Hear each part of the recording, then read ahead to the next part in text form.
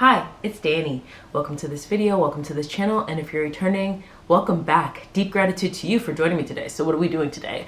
What's this? Your face again. Yes, we're here to talk about it. Welcome to Derry, Season 1, Episode 5, 29 Noob Street. So to start, Halloran wakes up from being in Taniel's brain. Taniel is leaned back, foaming at the mouth, and Dick is like, get help, get help. Mind you, they were watching General Shaw and Leroy watching in the back.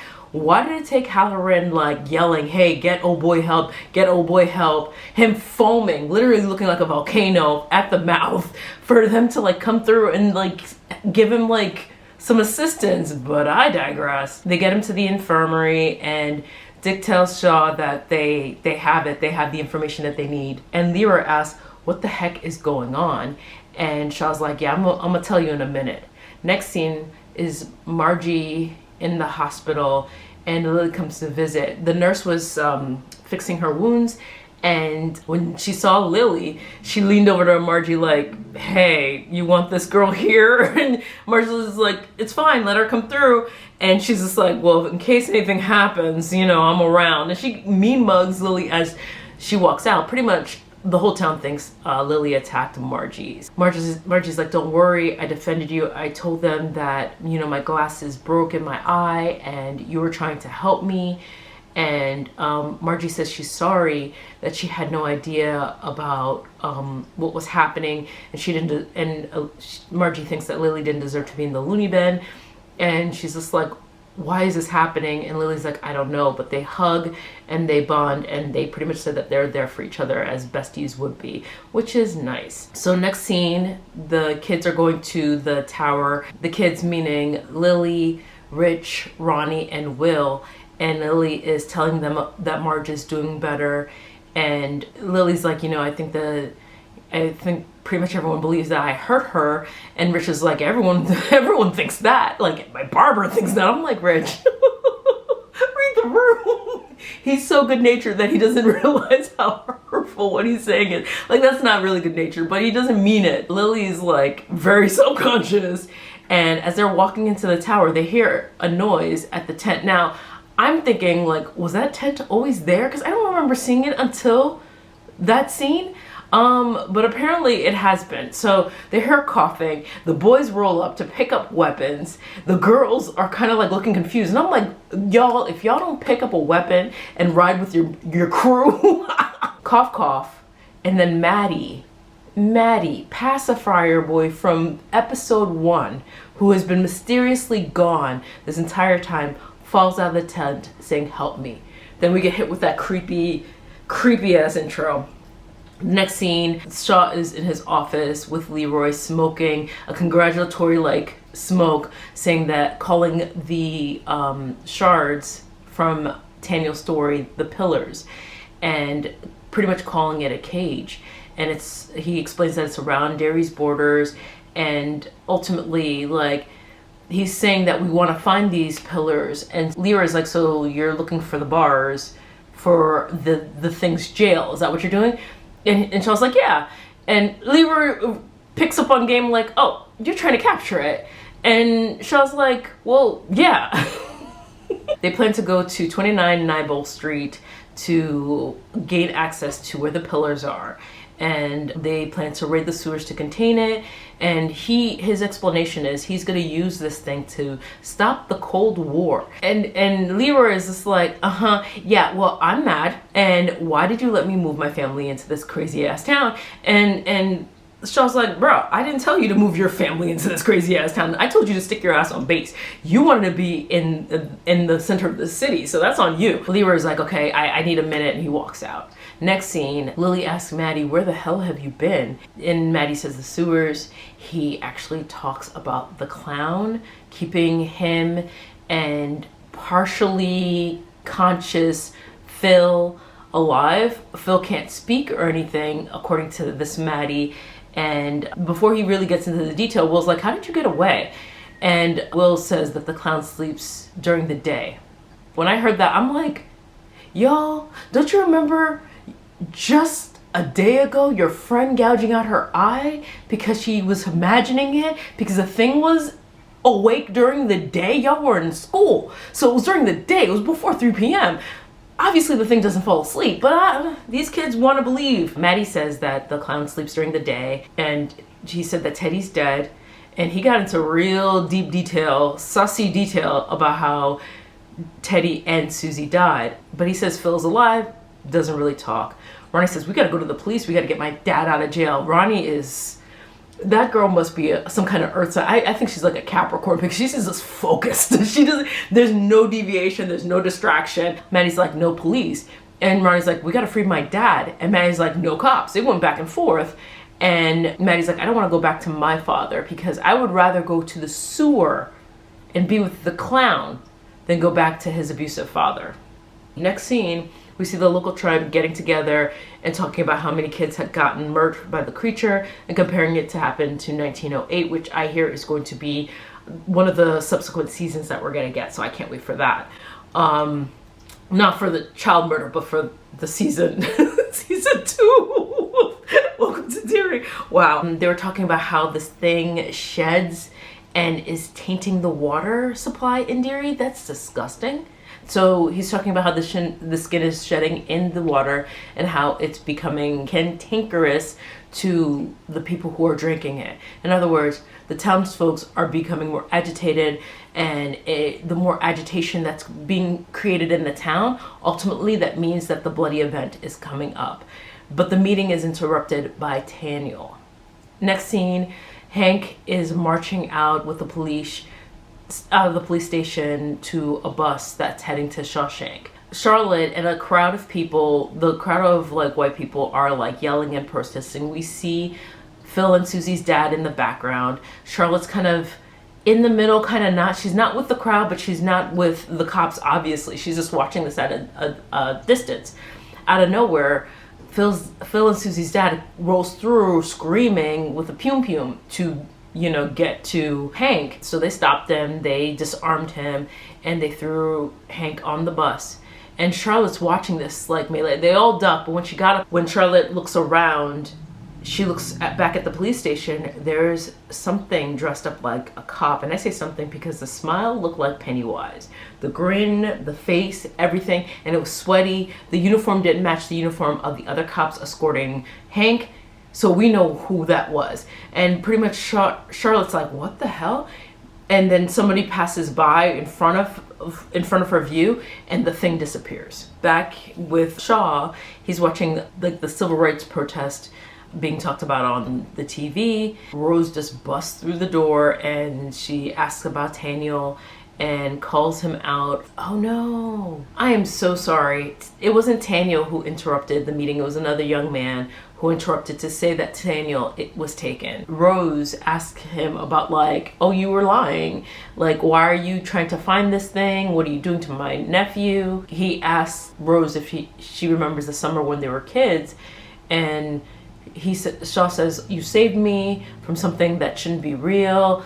And having remembered it, he wants to use it for national security. And she's just like, we're the only ones who know how to navigate this, so let me help you. In the next scene, we see her opening her closet and revealing the original dagger, the same dagger from the story that Taniel gave us in the last episode. So Rose offers her help, or to at least prepare Taniel to walk his people into the sewer, and she goes to visit Taniel in a visiting cell or an interrogation cell. The door's open and Fuller, Shaw's right-hand man, is there trying to like ear hustle if they're trying to exchange information. They speak in their language, their indigenous language. Taniel says, oh, they think, and she's like, shush, shush, shush, don't say anything else. I get what you're doing. Here's the dagger. The guy interrupts and is like, hey, English, English, English. Taniel tells her that they know about the pillars, but they don't know everything. She hushes him and tells him that you're gonna take them to the sewer. She gives him the dagger, as he is one of the only people who know how to use it. And Fuller takes the dagger from Taniel and kicks Rose out. Next scene, we see Will in the backseat of the family car as Charlotte and Leroy are driving them back onto base. So they're moving back into Basin away from the house that was in the town. Will's like upset because he's like, my friends need me, and Leroy's like, don't worry, what I'm going to do is going to manage this so you and your friends don't have to think about this. Don't worry, I got it. Next scene, Lily, she goes to Ingrid's house. Ingrid invites her in, and Lily tells her that Maddie is still alive, and Phil's also alive too, but they're in the sewer. We see Mr. Kirsch, or Ingrid's husband, and he's a mean old, like, he barely greets Lily, and then he's just like, where's my steak, to Ingrid, and it better not be dry like the last one. I'm like, if you don't want dry steak, why don't you wiggle those hands and make your own steak? What a jerk.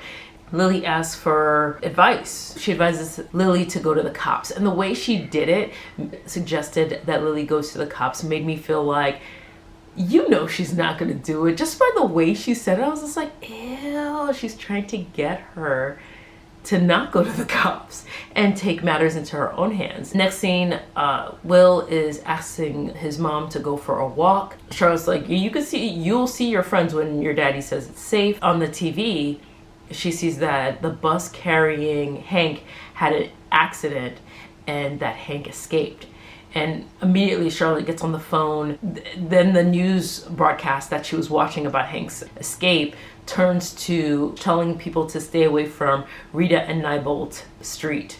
So as the scene is being set with the newscast, we actually see Neibolt Street and the army rolling through, securing the space. So next scene, Ronnie is at the tower looking sad, and Lily brings Margie with her. Ronnie was just like, why is she here? We can't trust her. She's a patty cake. And Lily defends Margie, and Margie's like, I'm not about that life. I am with you guys. And so Lily says they can't go to the police. They're gonna think we're crazy. So her suggestion is to go back to the sewer with the dagger and get Phil.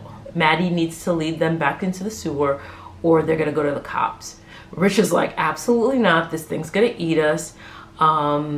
Lily's like, we could use mama's little helpers. Lily's dad talks about how sometimes in life, people in your life are either anchors or lifeboats. Who are you gonna be? And they all voluntarily said lifeboats. And Will comes up the stairs and asks, what did he miss? So in other words, Will snuck out the house to join his friends. Fast forward, the general is giving the rundown about the pillars in the sewer, find the well, and go through the tunnels, with Halloran also backing up whatever Taniel says. So they pretty much have a check and balance. Taniel's going to lead them. The army people are going to secure the scene. Particularly Leroy is going to take front and charge when the thing arrives, because he's a man without fear.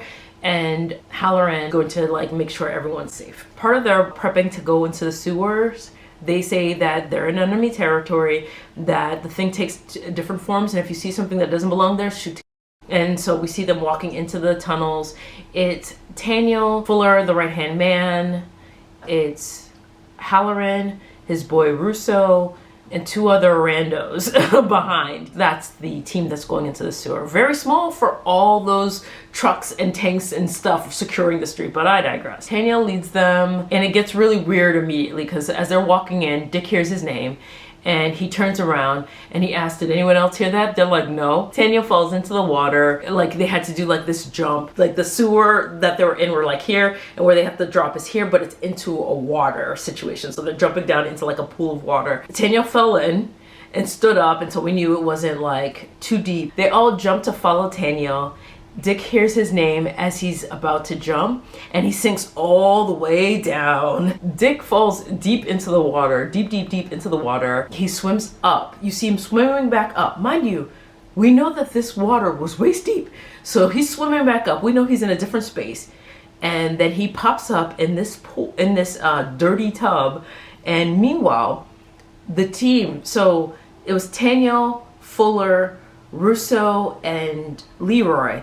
They already walked off. There were two randos behind Dick who watched him jump down and did not come up. So they jumped down and they're like, where's Dick? Where's Dick? So they're looking for him. Dick jumps out of the tub in this alternate world, and then the woman who's been calling him, his grandmother and a muumuu, is standing there, and saying, and they're talking in their minds to each other. She's saying, he's coming again. And then you hear stomp, stomp, stomp, stomp, stomp.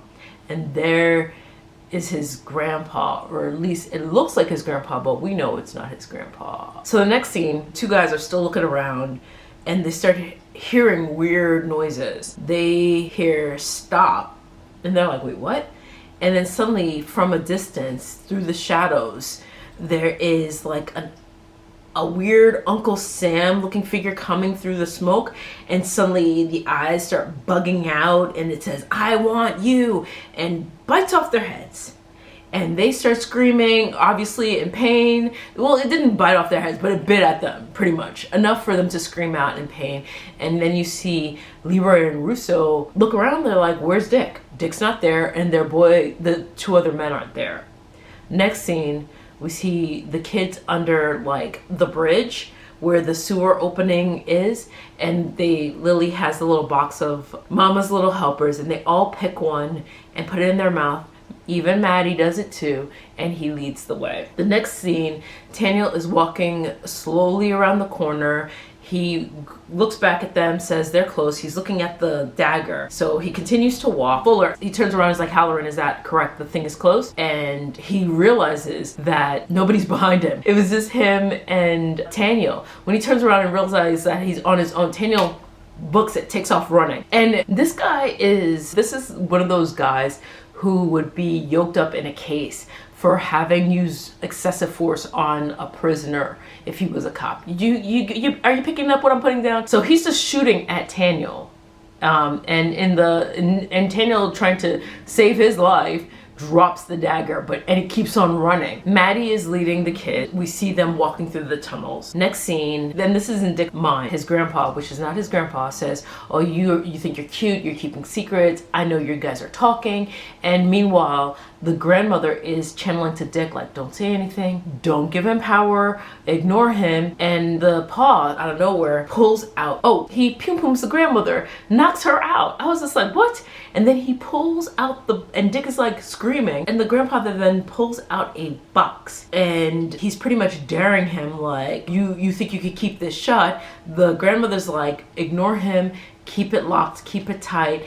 And Dick is like kind of challenging him, like, you're not gonna open it, you're not gonna open it. And the grandpa's like, I am gonna open it. And then Dick's like begging him, please don't, please don't. And then you see the grandfather, which is not the grandfather, drool, and then he pops the lock, and then everything turns technicolor. It's like a flash of like, it was like pride. It was like rainbows everywhere, and Dick holds his head screaming into the ether. The next scene, we see Maddie walking super slow, but the kids are high. They are so high. Swirling and swaying. And then Rich is talking to Margie. They start holding hands, talking about Noxzema. They're comparing the feel of their hands to being soft. And I forgot which one says, I use Noxzema, probably Rich. And Margie is like, it feels like a kitty cat's belly. And they're like, it's like laughing at us. It's the cutest thing ever. So they start holding hands. Lily turns around, she's like, wait, are you holding hands? And they're like, and Rich is like, yeah. And Margie's like, no. Maddie tells them to shut up, that they're close. So the next scene, Leroy and Russ backtrack looking for everyone else, and they're kind of bickering back and forth, and they're hot. And Russ is saying, I have a really bad feeling. And then Leroy hears his wife call his name, and he asks Russ, did you hear that? And Russo's like, did you hear that? And Russo's like, no, I didn't hear anything. And then out of the darkness, Charlotte appeared, and Leroy asks, can you see her? Russo's like, no. What do you see? What are you talking about? And then Charlotte gets all teethy, and Leroy just starts pop, just pum pum pum. Corpse, the body falls into the water, and as he's moving closer, and he got her in the head. I'm like, ooh, that makes me feel real uncomfortable. So as he gets closer, the thing makes a weird smile, then sinks into the water, and Leroy is bugging out, like, what the hell? And he's like yelling at Russo, like, if you see your first crush, if you see your mother, if you see your gym teacher, you better shoot it. Do not hesitate. And Russo's like, yeah, I got it. I'll kill gym teacher, whatever.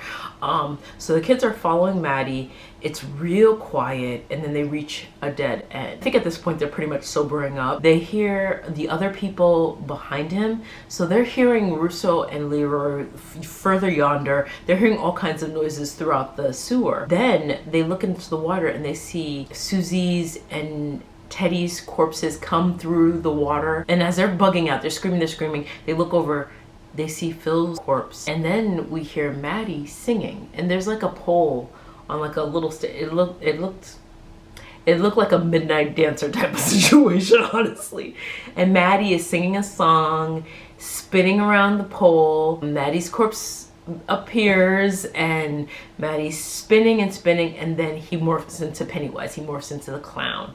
And the kids scream and book it. But as they're running, of course, our girl Lily falls. Next scene, Leroy and Russo reach the end of the tunnel, and they hear the kids. They reach the exit, pretty much the exit that the kids took to come into the tunnels. They are hearing noises. They hear the kids, and Leroy already has his prepared, and Russo is trying to make sense of it all. He's like looking around like, wait, I could hear them. I could see them. And the first person running front and center is Will. Russo realizes that it's real because they're both seeing the same thing. The kids are real. Leroy already starts to pop. Well, he lets off one shot. Russo jumps in front to stop the bullet, and Leroy yells at the kids to get behind him. He catches his boy. Leroy tells him, we gotta get out of here. We're gonna get you out of here. And Russo's like, no, it's okay. It's his turn. I believe that the scar that Leroy has in his face from Korea was his attempt to save Russo, and I think Russo just played it forward with his life, saving Leroy from killing his son. See Leroy cry, they both cry, and Russo tells him to make it count. And the kids are still there watching. They hear more yelling. He picks them up, fireman's carry. I mean, Russo was a little man, so it wasn't that big of a deal, and tells them to get the hell out of here. And so they all leave the sewer. Lily reaches a dead end. She's dead-ended, and Pennywise is mocking the hell out of her. He's like, too bad, so sad, you couldn't save them. Maddie was tasty. I was just like, why are you such a dick? He's like, you're a good friend. You convinced them to come and save their friends. So of course you would. You're a great friend, but a bad daughter. And it turned into her pickle dad.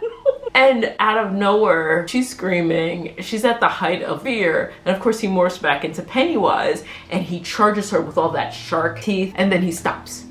Frozen. Couldn't move. And the dagger is in the water, glowing. And so he kind of like morphs back into his regular kind of face, teeth gone. He's twitching. He's mad. He's twitching, and he retreats completely. And Lily's just like, looks at the dagger like, oh snap. Picks it up from the water. It's glowing. Next scene is Ingrid leaving her house and getting into her car. She checks her mirrors and adjusts her mirrors, and there's Hank in the backseat of her car. He tells her to drive. So she looks scared. She drives them somewhere isolated. And guess who is the white woman, the married white woman Hank has been smashing? It's Ingrid. I did not see that coming because isn't she older than him? Like, she was young in the 1930s. She has to be like 70 years old. Not that 70-year-olds can't get it. We all seen Golden Girls, but really? So they have an old nasty kiss. And she said she was worried, and Hank is like trying to figure, he said something attacked the bus and he was able to escape. And Ingrid's like, you have to come home with me. And Hank's like, no. Ingrid's like, they're gonna search the woods for you, dummy. Like, that's where the bus tanked. And he's just like, you know what? I know somebody who can help us. At the next scene, we see Charlotte going to the front gate of the base. She's like asking the guard, like, oh, you said a visitor's here to see me? And then we see Ingrid around the corner saying, we don't know each other, but I believe we have a mutual friend. The next scene, Leroy is being debriefed the account of Russo's death on recording, and Shaw comes through and apologizes and says Russo was a good man. He said that the indigenous people will answer for lying, which wasn't necessarily the case, but you know, whatever. And Leroy is like, with all due respect, I just want to be with my family. And Leroy asks, has Dick arrived back? And Shaw's like, he's gonna be fine. He's gonna find his way back. Last scene in the episode is Dick coming outside of the sewer. He looks like he has had a night. He looks like he has been drinking and smoking and doing all the not sleeping. And he looks over and he sees Russo's ghost. And then the final scene really is that box that the fake grandpa opened was like open on the bathroom floor in that alternate world with lights shooting out of it, lock on the floor. And that's how episode 5 ends. Thank you so much for watching. Please be sure to like, comment, subscribe, do as you deem fit. Remember to question everything except your instincts, and I'll be sure to catch you on the flips.